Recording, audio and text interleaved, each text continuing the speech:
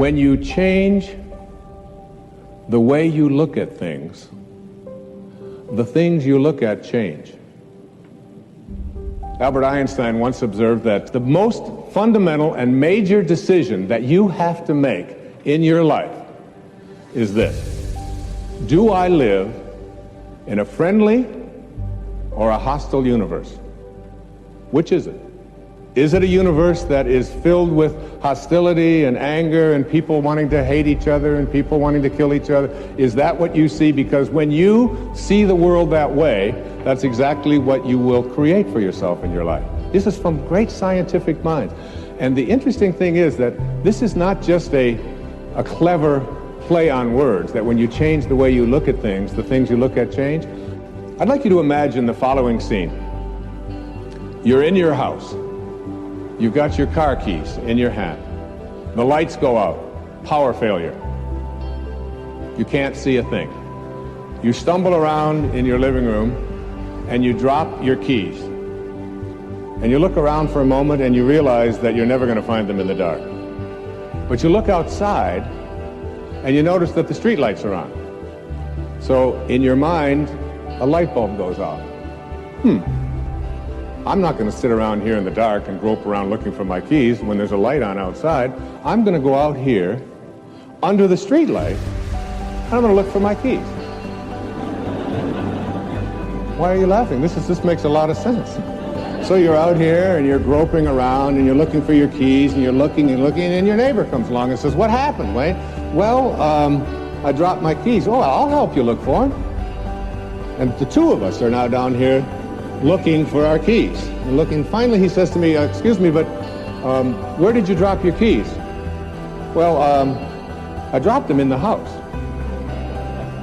He said, "You mean to tell me that you dropped your keys in the house and you're looking for them out here in the streetlight? Doesn't make any sense." And I said, "Well, it doesn't make any sense to grope around in the dark when there's light out here."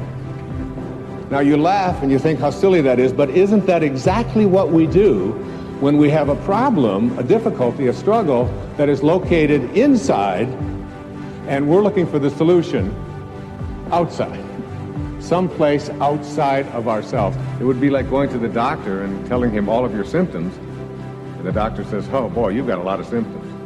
And he starts writing out prescriptions. You need a prescription for this symptom, you need a prescription for that symptom, and finally he gets this 4 or 5, and you go to walk out, and you say, "Well, I'd like my prescriptions." He said, No, I'll give this one to your mother-in-law, and I'll give this one to your neighbor, and I'll give this one to your daughter, and I'll give this one to your father. I mean, you're the one with the struggles and with the difficulties. Expecting somebody else to change or something outside of you to get better in order for you to make your life work is something you have to really take a hard look at. It's in here. And this is a very difficult principle for many people to get, but one that I believe very strongly in. I was in a group one time of drug addicts and alcoholics. And the sign on the wall said, "There are no justified resentments in this group." What I said to that group that night was, no matter what anybody says to you here, no matter what kind of anger comes directed towards you, no matter how much hate you may encounter showing up in your life, there are no justified resentments. Meaning that if you carry around resentment inside of you about anything or about anyone, and I'm talking about the person that you lent money to and hasn't paid you back, I'm talking about the person in your life that you feel was abusive in your life, I'm talking about the person who walked out on you and left you for somebody else, I'm talking about all of the things that you have justified in your heart and in your life that you have the right to be resentful about. And I'm suggesting to you that those resentments will always end up harming you and creating in you a sense of despair. No one ever dies from a snake bite. The snake bite will never kill you. You cannot be unbitten. Once you're bitten, you're bitten. But it's the venom that continues to pour through your system after the bite that will end up destroying you. There are many ways to get the things that we want for ourselves in our lives. But basically, it all begins with how we choose to think.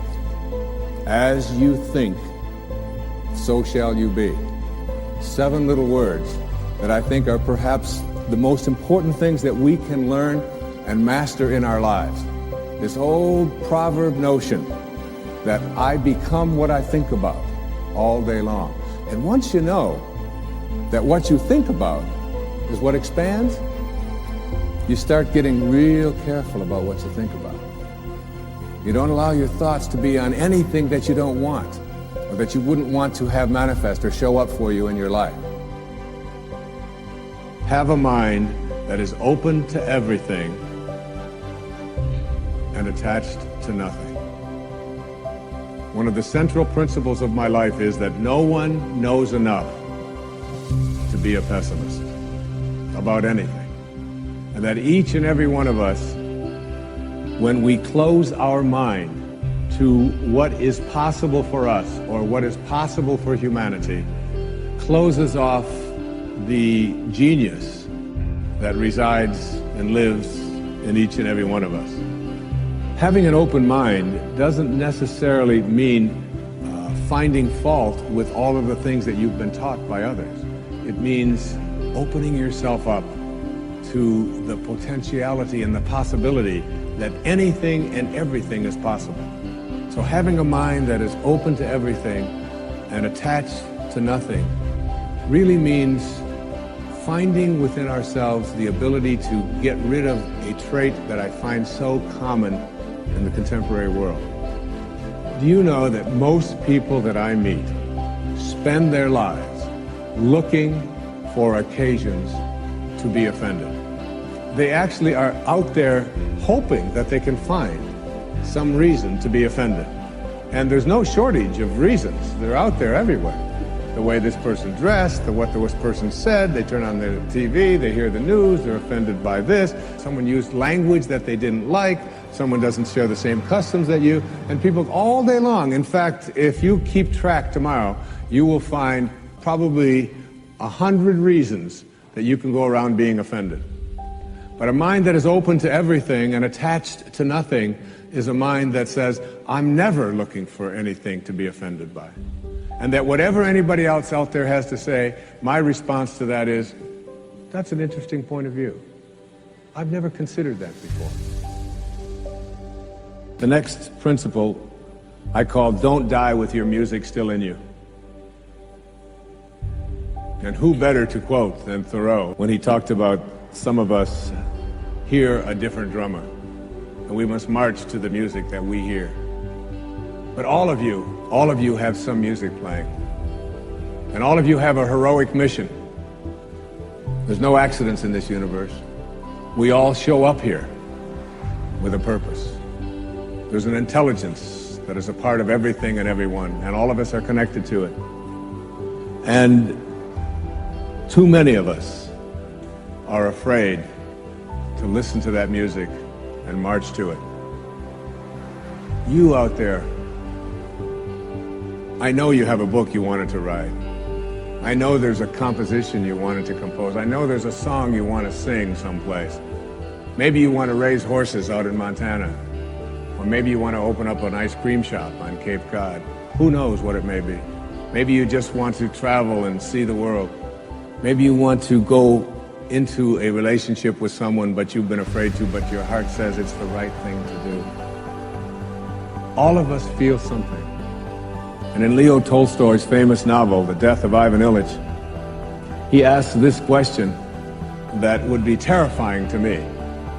He says, as he has his accountant from Moscow lying on his deathbed, contemplating the horror of this question, what if my whole life has been wrong? I've known what my music is. It's playing right now. As I stand here in front of you with these cameras and in this place, and as I sit down and write my books and tell the world what I know are my truths, I feel always completely on purpose and fulfilled. And no time will I ever come to the end of my life and say, what if my whole life has been wrong?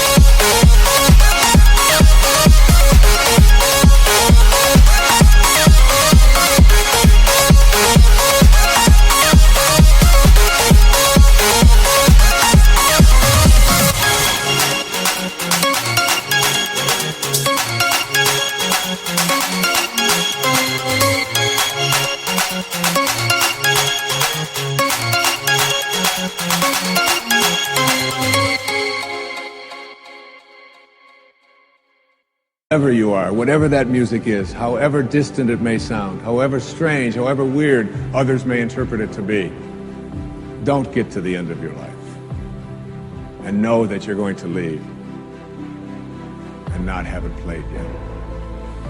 Don't die with your music still in you.